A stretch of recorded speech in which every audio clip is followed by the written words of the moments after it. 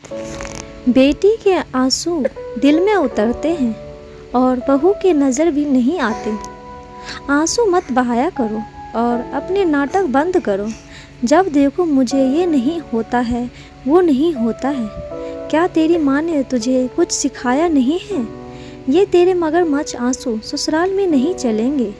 कामनी जी ने रौब झाड़ते हुए नई नवेली दुल्हन राशि से कहा। राशि पढ़ी लिखी समझदार लड़की है, घर के काम जानती है, पर सास की इच्छा है कि बहू एकदम परफेक्ट हो, उसे सब कुछ करना आए और वो किसी काम के लिए कभी मना ना करे।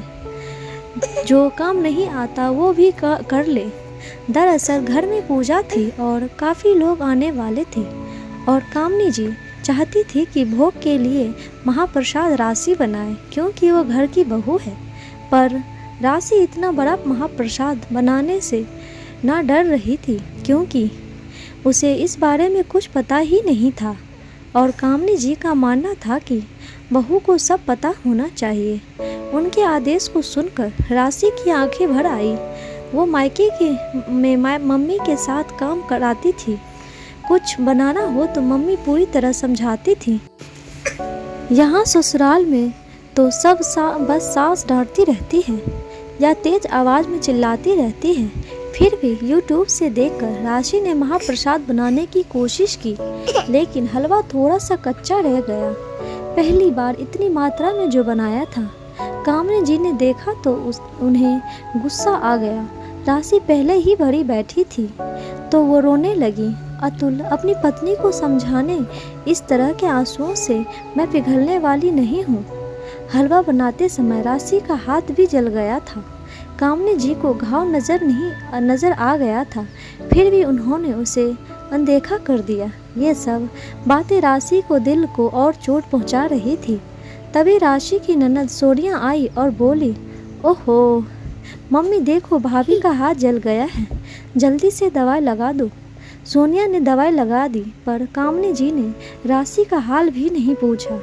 कुछ समय बाद सोनिया की सगाई हो गई। राशि ने पूरे मन से ननद की शादी की तैयारियां की और सारे घर का काम संभाल लिया, पर आने जाने वाले और रिश्तेदारों की अच्छे से आवाभगत की। जब सभी रिश्तेदार उसकी तारीफ करने लगे तो कामनी जी ने भी कह दिया, उसने कौन सा अनोखा काम किया है, ये तो हर बहू करती है और ये बहुओं का फर्ज होता है।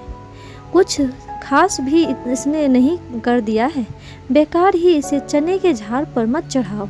अपनी सास के मुंह से ये सुनकर राशि की आंखें भीग गई।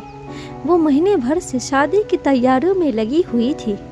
उसकी सास चाहे उसकी तारीफ नहीं करती, पर औरों के सामने उसका अपमान तो नहीं करती। वो कड़वे घूंट पी कर घर रह गई। सोनिया शादी करके अपने घर चली गई। एक दिन उसका फ़ोन आया कि मम्मी ये मूंग दाल की बड़ियाँ कैसे बनाते हैं? अरे मूंग दाल की बड़ियाँ आजकल कौन बनाता है, तू रहने दे, मैं बाज़ार से मंगवा कर भेज दूँगी। उन्होंने कहा, नहीं मम्मी, यहाँ तो हर चीज़ घर में बनती है। मेरी सास मुझे रोज़ ताना देती है कि तेरी मम्मी ने तुझे कुछ नहीं सिखाया। और सोनिया रोने लगी। सोनिया के आंसुओं ने कामनी जी का कलेजा चीर दिया। उन्होंने बेचैनी होने लगी, उनकी आंखें भी भर आई। उन्होंने शाम को खाना भी नहीं खाया। अतुल ने पूछा तो बोली, आज मेरी बेटी वहाँ रोई है और मैं उसके आंसू भी नहीं पोंछ सकती हूँ। एक माँ कितनी मजबूर होती है। और वो अपने बेटे अतुल के कंधे पर सिर रखकर सुबकने लगी। कैसा ससुराल मिला है मेरी सोनिया को। उसकी सास उसे रुलाती रहती है, ताने ही देती रहती है। हाँ मम्मी, आप सही कह रही हैं, हर माँ मजबूर होती है। अब देखो ना, यहाँ जब भी राशि रोती है, अपने आंसू बहाती है, उसके आंसू पोंछने को उसकी मम्मी नहीं आ पाती है। और उसे भी कैसा ससुराल मिला है। उसकी सास भी उसे ताने देती रहती है, रुलाती रहती है और बेचारी राशि कुछ नहीं कर पाती है। आज आपको अपनी बेटी के आंसुओं का दर्द महसूस हुआ है। आपने कभी अपनी बहू के आंसुओं की भी परवाह की है? मम्मी, बहू बेटी के आंसुओं में इतना फ़र्क क्यों करती हो? बेटी के आंसू दिल में उतरते हैं और आपको बहू के आंसू सामने रहकर भी नज़र नहीं आते हैं। आज बेटी की सास उसे कुछ कह देती है तो आपका दिल भर आता है, और आप जो दिन भर राशि को सुनाती रहती है उसका क्या। अपने बेटे अतुल के मुंह से ये सुनकर कामनी जी सोच में पड़ गई। अतुल, तू सही कह रहा है, मैंने बहू के आंसू और पीड़ा कभी नहीं देखी, बस बेटी की परवाह करती रही। मैंने बहू के आंसू पोंछते होते तो आज मेरी बेटी की भी सुख मिलता। दूसरे की बेटी को आंसू दिए हैं तो मेरी बेटी को भी सुख कैसे मिलेगा। अब आगे ये ऐसा नहीं होगा।